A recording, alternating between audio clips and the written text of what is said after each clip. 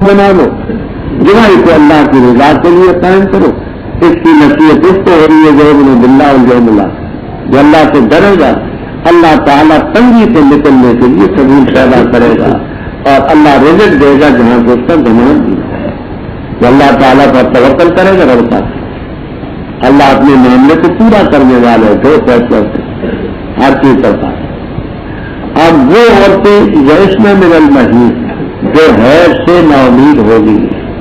Cable سننے کی وجہ سے، بڑھاپے کی وجہ سے، انہیں تب تم اگر تمہیں شک ہو،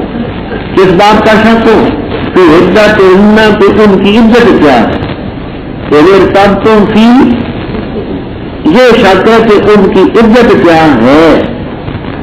تو پھر سن لو تم عدت میں. اسی طرح ان عورتوں کی بھی جن کو ابھی حیض نہیں آیا